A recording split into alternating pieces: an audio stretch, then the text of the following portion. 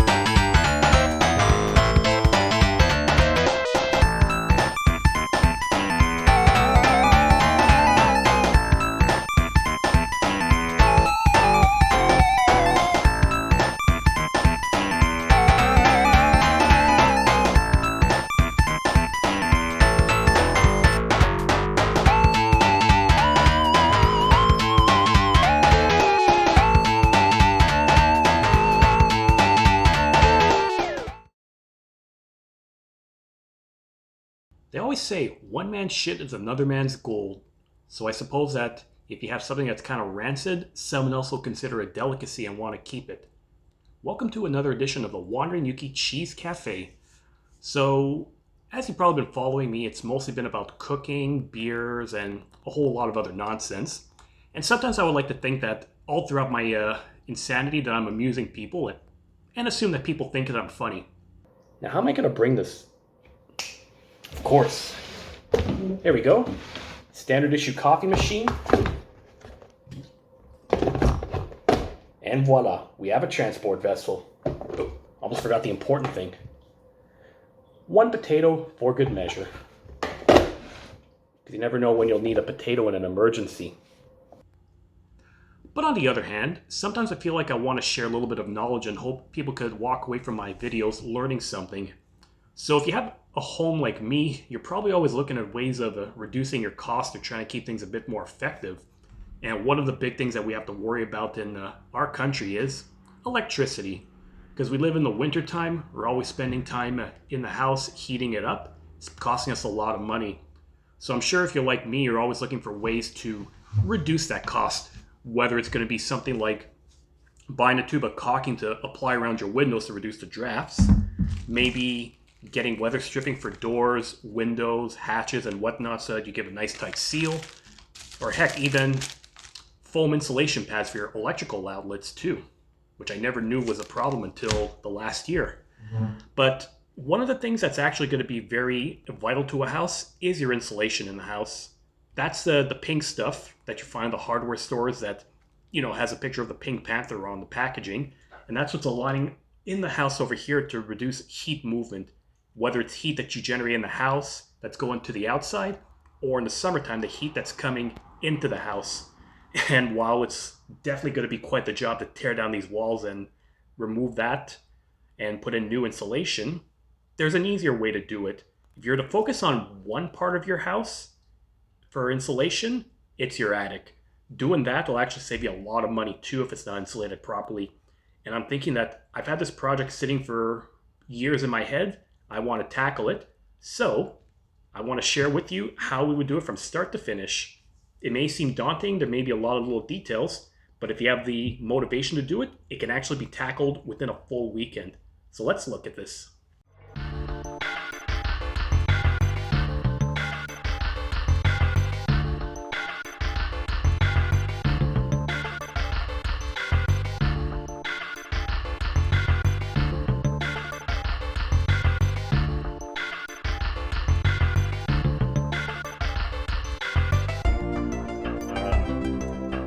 So fluffy and soft.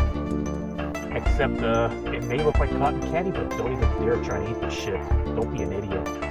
What I have over here is fiberglass. And I'm sure that if you've seen how houses are filled, this is the stuff that you find filled up into your walls and in your attic. And what that does is it helps to regulate the temperature in your house all year round. And that's actually the theme of the project I've been working on the last month and a half. Starting to get close to finishing phase 1 of it, and then I'm going to be going on to the next phase. And I thought, even though I couldn't vlog the entire thing from start to finish because it was a messy job, I still want to show you a bit of the stuff that I've been doing. So, let's see. Ooh. Yep, disclosure, I have a mask on to do this because I'm not going up to my attic without protection, and it might be hard to speak. But safety over convenience, I suppose. Insulating an attic is a good way to top it off, and if you add enough now, you'll be able to save a little bit of money. But I guess before I really delve into it, I should give you a few basics about attics and insulation. Okay, so before we get to the project, I think I should explain a little bit about how air works. You're going to have all year round warm air and cold air. And warm air by nature always wants to gravitate towards cold air, whether it be what you're heating up in the house, trying to gravitate to the outside, or hot air generating from outside, and especially from your roof, trying to radiate into your house. So insulation, what it does is it actually slows down the heat movement to give resistance to it. So that means in the wintertime, the heat that you're generating to warm up your house is going to stay in the house with insulation. And then in the summertime, the heat that comes in is not going to be going through the ceiling or through the walls. And I love talking with a mask on. So, there are some spots that you should be paying attention to, obviously. Like some things, if you're to try to put up to modern standards, it will cost you a lot to tear down walls, open up your stuff in the basement, and etc. But the one place that you could probably have the best impact is up in your attic. It's really easy, especially if you have an older house. There's a good chance that you're under insulated in here, so you can definitely top it up. And then how does that work? Well, first thing I should do is explain a little bit about fiberglass, and a good reason why you should not eat this shit. Fiberglass, which you're going to see on the market a lot, is basically taking pieces of glass, grounding up into little pieces of dust and threads, and then it's rethreaded like this with a resin, so it gives it like a little blanket texture.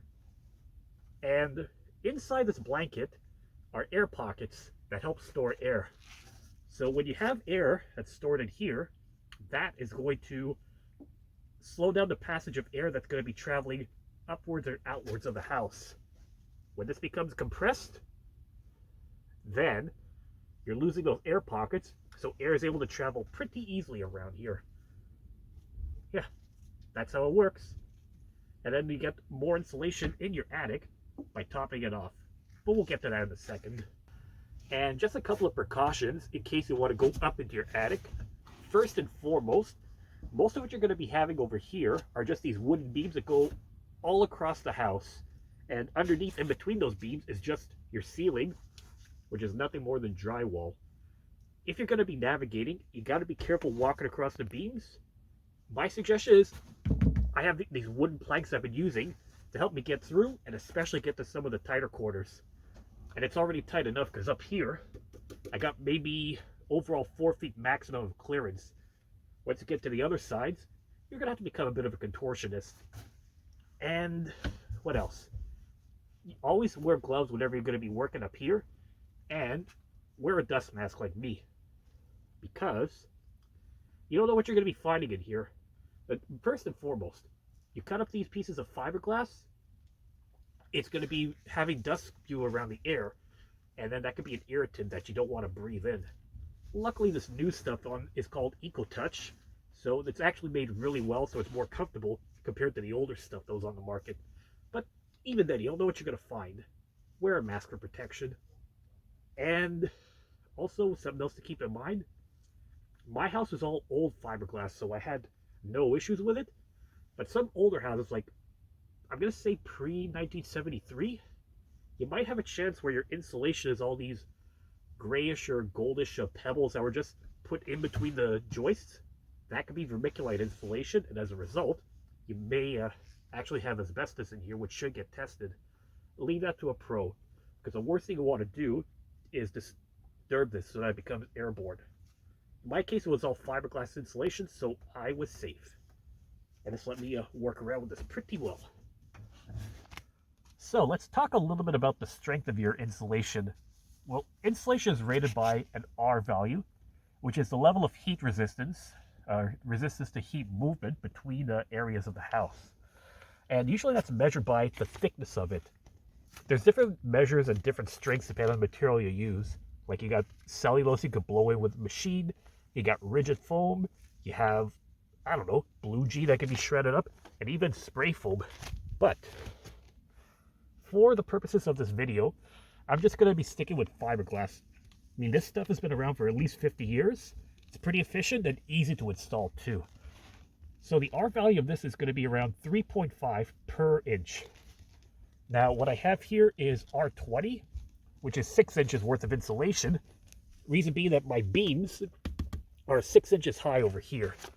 So to get that full amount, you just stack it in here and place it, and then you put on another layer of R20. There's a reason for that, of course. You stack up R20 and R20, that gives you R40, which is the minimum requirement for new buildings. And then on top of that, it also lets you insulate the wooden beams here and protects the little gap where air can migrate through. So yeah, been quite the project now. But if you're going to be doing this, there are a few things you should probably keep an eye out for.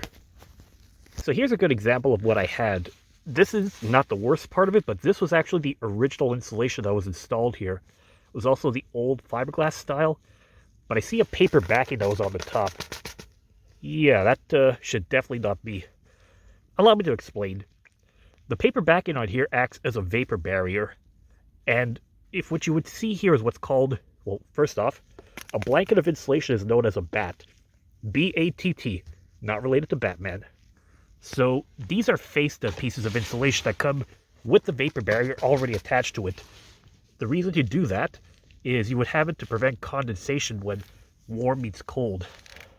Of course, what this would do is that it prevents water vapor or moisture in the warm air to travel into the attic, or at least reduce it. Issue here is that they have a double faced over here. I saw this last year and I kept asking myself, like, why did that happen? Well, I did discover that it looks like what they had done is they took 2 pieces of 3.5 insulation faced and put it like one on top of the other.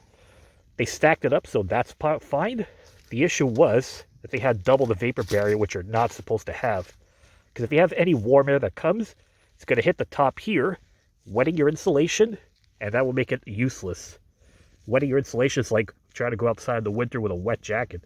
You're not going to stay warm. You're still going to be freezing your ass off. So yeah, this is actually not the worst place here. Other places I had like maybe 3.5 inches of insulation in the base, and then across was like half an inch or less of some compressed stuff. So I was really not able to hold any heat any well here, to be honest. I'm thinking I gotta fix this up so I'm able to reduce my cost. Not to mention that I had issues with condensation on the ceiling. But ever since I've been fixing this, I think I've been reducing that. Of course, faced insulation is still able to be purchased, but when it comes to newer construction, what they'll usually do is they'll frame the house and then put a large sheet of plastic all around the ceiling, the walls, into the basement, so it's like a continuous system. So you won't need faced insulation anymore with that. Of course, I'm not going to be putting the plaster on because that's going to be a huge labor-intensive project. So what I'm doing, well, I'll get to that in a second. So I've taken off the first layer of insulation I had the top facing, and then this is what the underside looks. I am going to be removing this, but at the same time, I'm just going to peel it off gently so I can preserve the paper at the bottom to maintain the vapor barrier. And then all I got to do is lay it over. And it goes pretty well. Okay. So that part is there. The trickiest section is definitely going to be the edges of your ceiling because you're closest to the part where the roof goes further down. That you're going to need to probably line your belly to get the insulation on. And make sure you have a plank of wood for that for maximum stability. I didn't show that because I don't need anyone to see if I'm a contortionist. Anyone wants to check out my ass from afar, well, There are other ways you could do that. So here, you would just have to measure your base to see what size insulation you're going to get. So the height over here is around 6 inches, and the distance between the studs is 14 inches. So then if you go by the center of the studs, you're looking at 16 inches apart. That's a very standard size, luckily.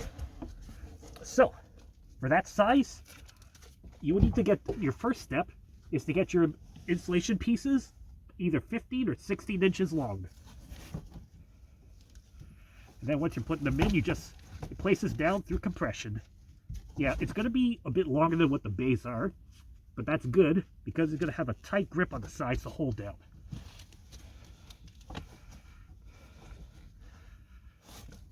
Ugh. This is fun.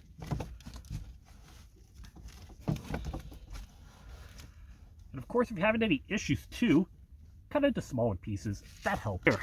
So this one's been put in. What you should do is make sure that these are placed tightly together to give a continuous blanket of protection. And if you have anything like wires that are sticking out or other things, cut around the insulation so that it could fit in properly and be tucked away. So if it's tucked away around the object like this, that's going to be a gap where air is just going to migrate through, and it's not going to serve any purpose. And make sure it goes in like that, not like this. That's an improperly insulated one. Got to just pull it out, pat it down lightly, but don't press hard. There. When it's fluffed up, it insulates well. And there you have it. All right. Putting on this blanket over here. The old blanket I had installed a little bit earlier ends about right here, and I've got an extension there. So, to get rid of it, I'm going to be using this knife designed specifically for insulation. And I'm just going to cut this off a little bit. There. This much. And I also made this slightly longer than the gap. That way it's able to compress tightly against the blanket that's already installed. And we're on the home stretch. So that's all I needed to do for today, or all I felt like doing.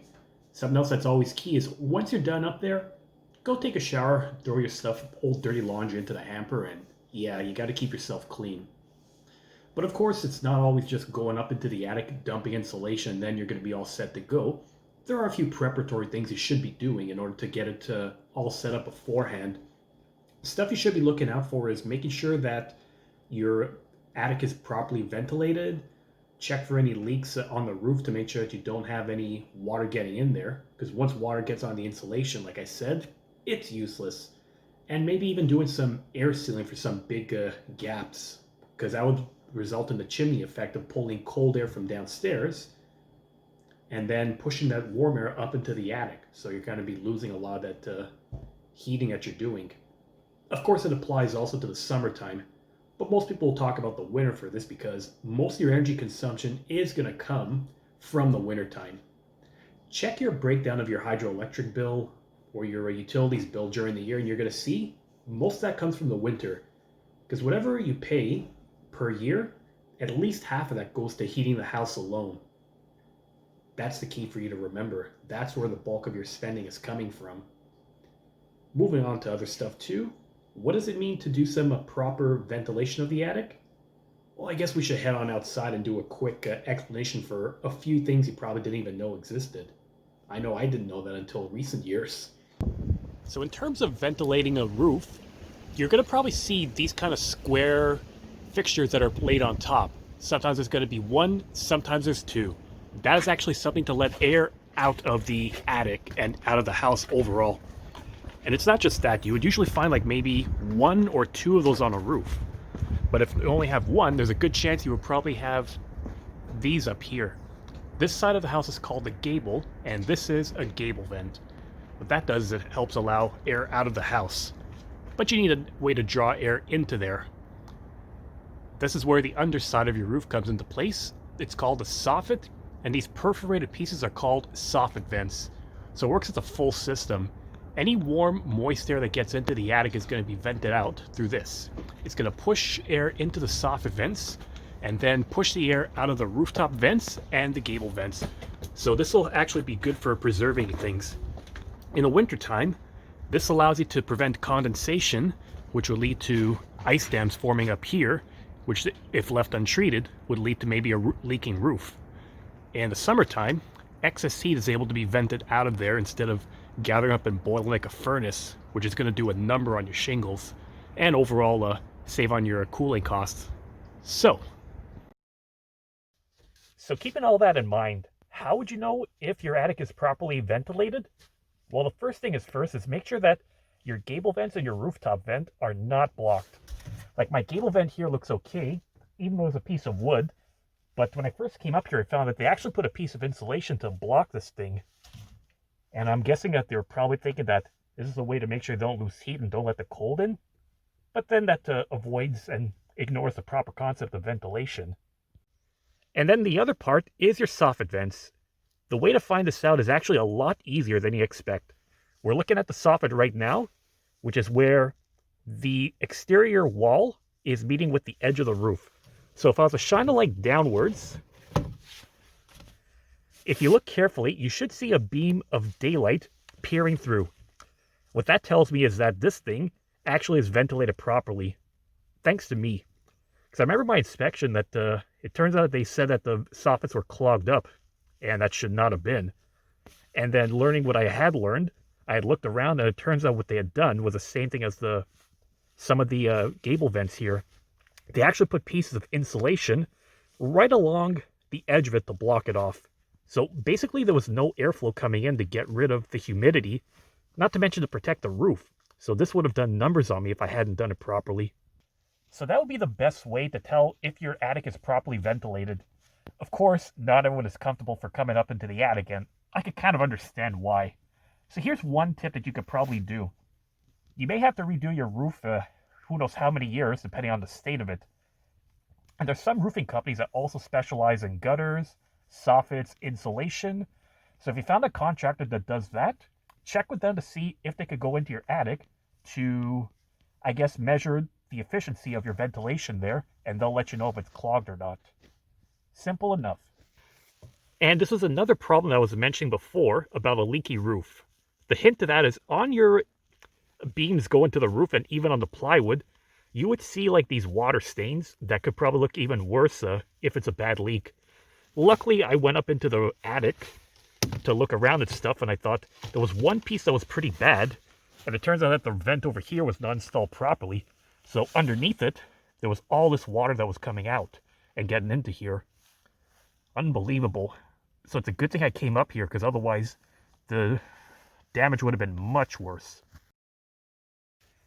And one more piece of information I forgot to tell you about.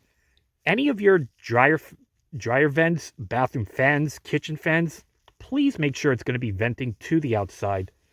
This pipe over here is facing towards the gable vent, and I'm the one that had put this in. The reason for that is because that when the previous owners had done a remodel in their house, they had converted a bedroom to a bathroom instead.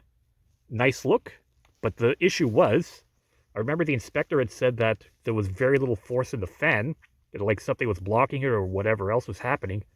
Trick with that is you just take a piece of toilet paper, put it up to the grill on the fan to see if it holds it up. And if it doesn't, something's blocking it. Well, it turns out the fools before me had just vented the fan directly into the attic and put a piece of insulation right on top. Yeah, that's a bad thing. It actually goes against building codes, because that's just a mold problem, wood rot, roof damage waiting to happen. So luckily I fixed that. Technically this isn't the best way, because ideally you would have a contractor come in, drill a hole through a wall, and have this venting outside. But at least it's going to the outside. This could be fixed up another time too. And here's another tip for when you're insulating over here. Your joists are going to be anywhere between 6 inches to 8 inches high. And the idea is that if you have any joist that's sticking out here that's visible, you need to add some insulation here. Like I said before, I had 6-inch high ones, but it turns out the joists around here are about 8 inches high. But luckily, you just have to stack up another layer to make sure it's fully covered to have the continuous air break. So, what I'm going to be doing, these are 6 inches, so I could just peel it off at around the 3-inch mark, give or take. There.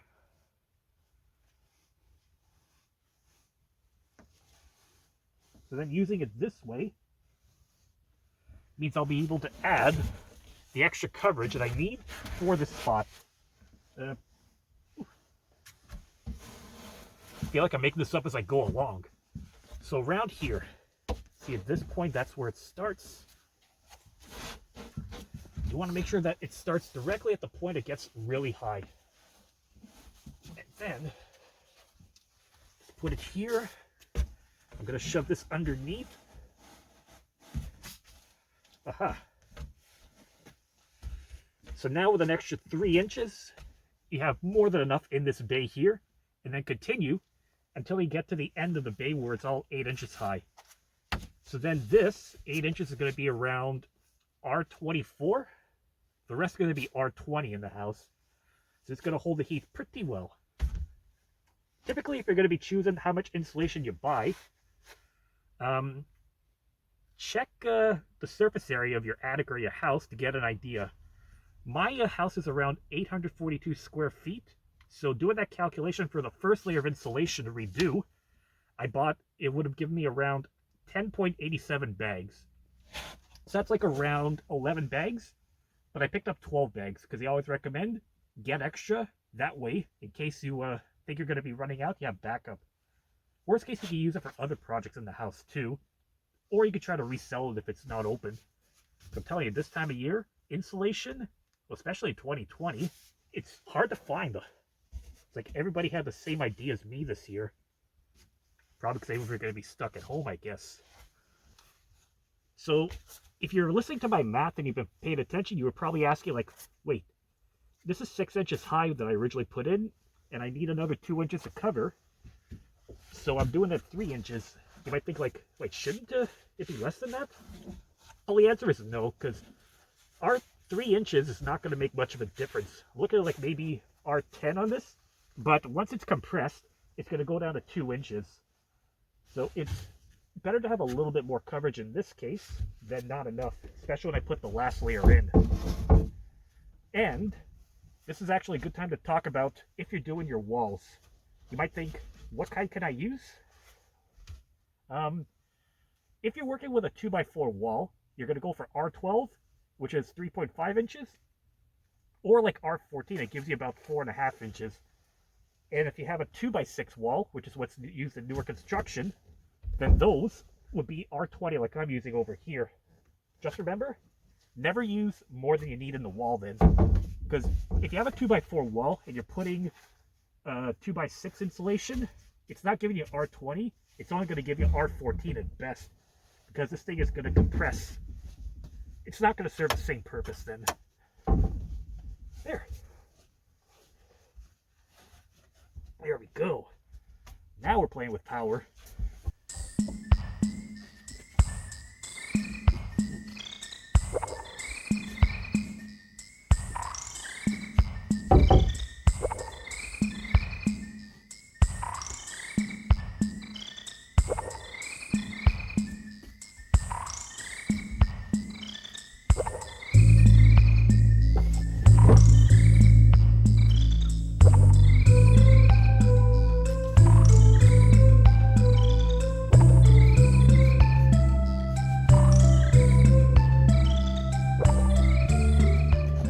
So, besides having professionals come in to do your installation for you, if you want to do it yourself, there's typically 2 major ways that this is done. We have, like I said, I'm using is batt insulation, just blanket all of fiberglass, and there's also loose filled ones that's like blown in pieces of cellulose. Cellulose is nothing but paper treated with a fire retardant and pest repellent. That's a pretty good value. But they also do this with fiberglass. But the benefit of batt insulation I like to do is it's cheaper. You don't have to rent a machine at all. You just have to cut where necessary. And it's especially useful if you have standard joist spacing. Except for some spots, like I'm about to show you right here. So this could actually give you a good idea. Like I mentioned before, most of my joist spacing is around 14 inches apart in the bays. So that means that my 15-inch batts can fit in perfectly. The one exception is right here, where if I was to lay it down like this, then, yeah. Let's get this camera here. As you can see, the way it would lay down, you got a bit of a gap right here that it would be ineffective. Solution to that is work horizontally instead. Put it like up to here, like this, and then, so I have it up to the edge on this side, and then here, I see the edge like right around here. But take your knife and cut it, let's say, just a little bit longer than you need. Because if you just had the exact length, it's not going to fit in tightly. But at least if you're doing it this way, it'll fit with the compression, and then you'll get a nice tight seal. Seriously, I thought this wouldn't work.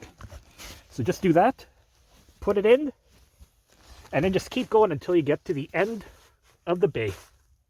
Oh yeah, I am going to have to bend over.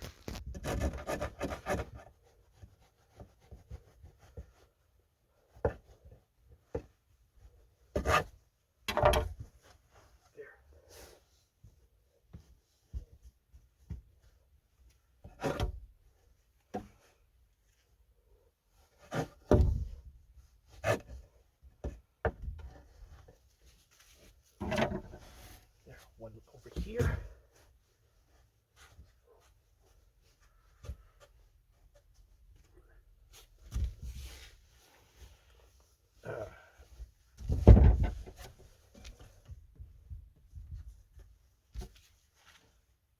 I'm sure people will be asking, like, would you ever need to replace all your insulation like I'm doing? Not necessarily. My case, mine was so beat up, had a bit of moisture, looks like it was shredded and compressed, that it was no longer effective. Because once again, if there's any wetness on the bats, it no longer insulates, it stays wet. But if you don't have a moisture problem in your house, then typically you could take the older insulation, leave it there, and just add extra for yourself, either as bats are blown in. So it's not always going to be the case. Yeah, moisture problems, if you have like rodent infestations in here, perhaps it just got old over time, that's usually when you'd have to do a full replacement. But this stuff should last like almost a lifetime if under the right conditions. And that's the key, is like under the right conditions, it can last. Okay, let's give that a tug. And you'll notice too that I'm trying to make sure that they're all butted together in this, because this only works well when you have a continuous system on the insulation. Any gaps, that's a weakness that's going to be noticeable. Well, turns out I don't have enough insulation from what I already had laying around, so I got to open up another bag to get it here. So, these bags are for R20, like I said. They're 15 inches wide here, about 4 feet long, and there's 16 bats in this thing. And you're probably thinking, like, mathematically, like, how the heck do you fit 16? That's the beauty of it. And let me put it this way. If you're opening a bag, open on the work site so you don't make a mess. You'll see exactly why. Okay, one side, side 2, and side 3. Yep, this is why. Whew. Yeah. So they dense pack the stuff so that when you open it up, it expands and rises to the top. That's how you can fit 16 in here. Get more bats with less waste. Whew. So, it could be overwhelming sometimes too.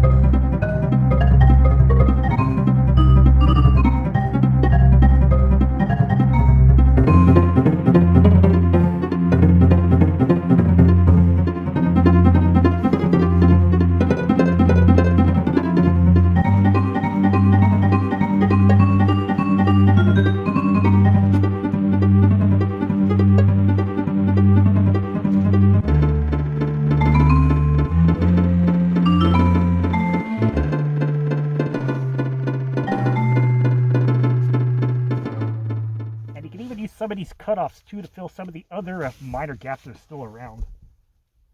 Nothing wrong with having to make do with your scraps.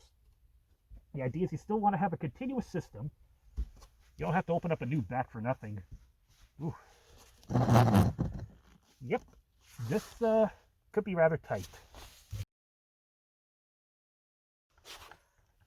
And I suppose I wouldn't be doing justice to the whole concept of fixing up your attic if I didn't talk about air sealing. So insulating is going to slow down the heat movement in between the house and up into the ceiling. But if you have any holes that are around here, then that insulation is going to be useless because it's not going to block it off, period. You're still going to be losing heat. So a good practice is get those kind of holes sealed up.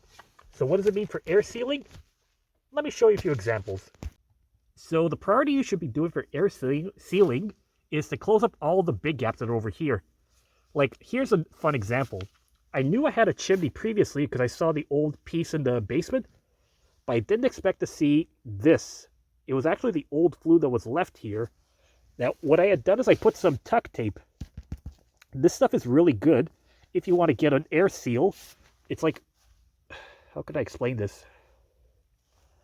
If you're installing your vapor barrier as a plastic, you're not going to have a full continuous sheet. You may have to break it off in segments. So then what this does is it seals plastic to plastic, get a seal. I'm sure I could get this covered up, but I thought this will get the job done for the big stuff. And then I stuffed some old insulation in here to give it like a bit of a backing. However, there is some gaps in around here. I took some old piece of fiberglass to stuff in there as a backer for my next solution. So yeah, something like this is a literal chimney in many ways. Remnants of an old chimney, but also a chimney where you're going to be losing a lot of air. So, simply put, air sealing besides that piece of tape is just caulking, spray foam, rigid foam, and that gives you a nice airtight seal. Remember, if you're going to be doing any sealings in the ceiling, oh, I saw what I did there, make sure you get this kind of spray foam. This is fire blocking foam, orange colored, because it's going by building codes where you're supposed to have this on any opening in the ceiling where you have an electrical wire that's coming up, a plumbing stack, or even holes like this. That way, if you see it, you see orange if you're doing inspection, you know it's airtight sealed properly. So this is how it's looking right now. It's not going to look pretty, but the idea is you want to seal instead.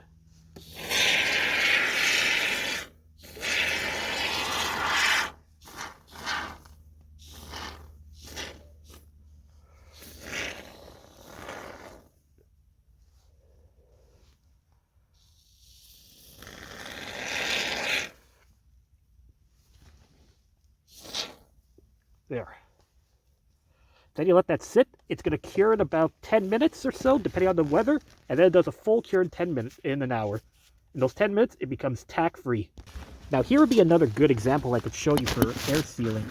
Over here, if I can get to it. Here. So this electrical wiring had a hole that was drilled in order to put it in. Not unusual, because that's a pretty common practice. The only thing is that this is going to be like I want to say a quarter to half an inch thick, maybe. And you have one of these, it's not the end of the world, but for the amount of wires, light fixtures you're going to see around your attic, these are all little holes that are going to add up. So you're best to cover it up. And you don't want to overdo this too much because this does expand. And something similar you're going to see is actually a pretty good example right here. Underneath, I have this light fixture that goes into my closet, and that's actually a really good example, like I said, because you're going to see some daylight popping out. Those are spaces where air is going to leak through as well. Luckily, that's an easy fix too. All right, here's another spot you should probably air seal to. This is your plumbing stack. To give you a basic idea, in your basement you'll probably see a giant pipe like this that's going downwards. That goes towards the drain, which empties into the sewer. Obviously, when you have a movement in the sewer, because of water and it's all connected to that, you will get some sewer gases that are going to come up. Long story short, it's basically going to smell like shit. So this stack actually extends to the roof so that those gases will get out of the house. Except the way it's framed over here, they took out a nice big square of the ceiling below. So that's another air gap you're going to see. Typical of an older house, because the idea of air sealing seems to be like a relatively recent phenomenon. Nowadays, you would probably have a company that would come in, add the vapor barrier altogether, but also take a giant spray foam machine to air seal the whole house up for air efficiency. Obviously, that wouldn't be within budget, because you're looking at maybe a few $1,000s to hire them for that. So this is another thing that this spray foam is good for. I'm getting kind of tired now. So a bit after an hour when I spray foamed this chimney, this is the result of it now. Should be tack free, and it's going to be nice airtight seal. All this together should make a big difference in the air. And I've done just about every single wire I could think of around here, every opening. There's probably some spots I missed, but with a house like this, I'm not looking for perfect. I'm just looking to make a bit of an improvement, and it's already an improvement. Here is 6 inches of insulation, and the other side bumped it up to 8 inches. So this is all I'm going to be doing for today. Then the final step I could probably do in one day is adding another 6 inches to get the current code. And so, just as I think I'm ready to get onto the home stretch, I come across yet another roadblock. The attic hatch over here is definitely a weird one. Like, technically it's the right size, but there's this one beam over here that's going right through it that kind of hinders my progress. Because the next bats I'm going to be putting on are these big ones. They're also 6 inches, but they're about 23 inches wide as opposed to 15 inches. You would design this for 2x6 walls that are spaced 24 inches apart, or for attics for the top up. So because of the issue with the bag, I actually had to cut it open and then bring it up one bat at a time. But I guess it's a little extra work to get to the final stretch. And here we are. We're going to do the final countdown. Okay, so your next step is to put the second layer right on top and push it just up against where the beams of the roof are going to go. You don't want it to touch the plywood, because then that's going to cut the airflow from the soffit vents. So you got to be very careful. So your idea is you want to push it and get a nice tight squeeze up until the edge of where the house is. That's where you put your first bat. And then keep going with the next bat. Like this. Once again, you want to butt these together so that they have a nice tight seal. And that's essentially the second phase.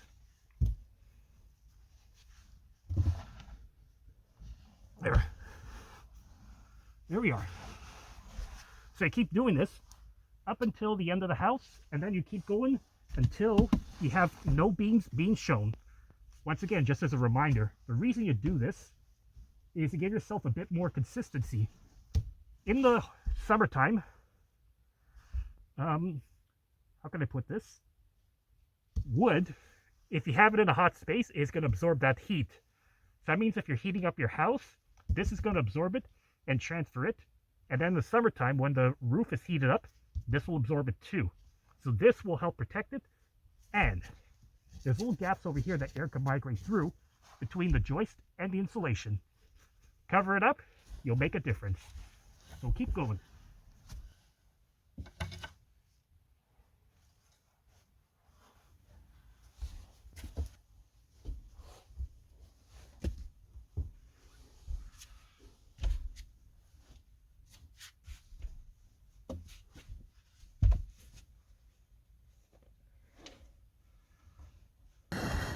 Okay, here's a good example of what you should be doing too.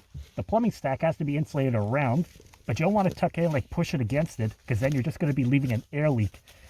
You're going to want to, let's see if I can get this done from this angle, just cut around.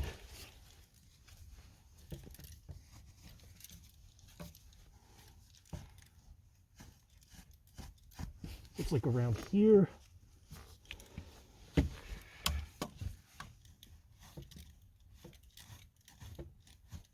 Or just shave it off a little bit.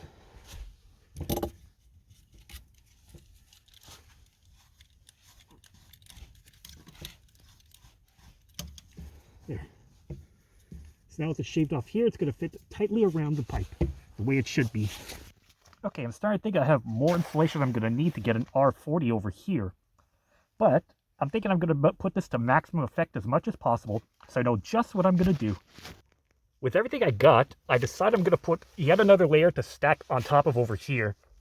If you go to stores, you will see they do have R40 blankets, which are about 12 feet high. Not 12 feet, 12 inches. So this is what I'm going to be doing then. With all the extra space, I'm stacking on another layer to give myself R60 overall. If I thought I was going to be saving money on hydro, this is going to have a big effect too. It's going to look great.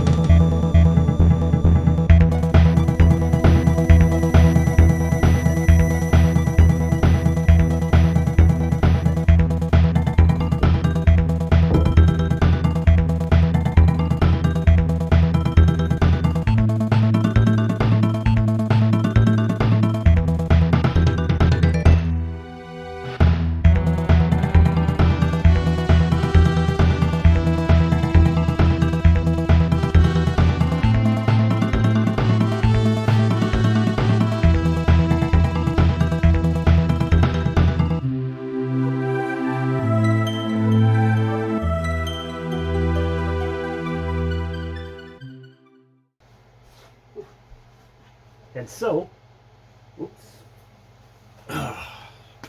finally get to get this thing off now. Whew.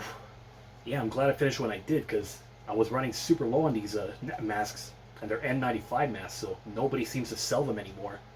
So with all that done, we've tackled some air sealing, we vented the soffits, we bumped the insulation up, so we're looking at now 18 inches or R60. So this is going to probably make a good dent in my heating, utilities, electricity, whatever bill. Just a question of how long until it pays off.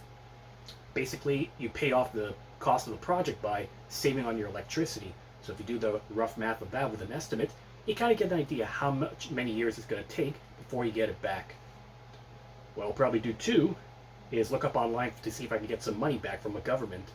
Because some parts of the US and even some provinces in Canada do have like a tax credit where if you do any renovations, get supplies, have contractors come in to build the energy efficiency in your house, you might be able to get some cost recuperated for that too. So hopefully I'm able to do that.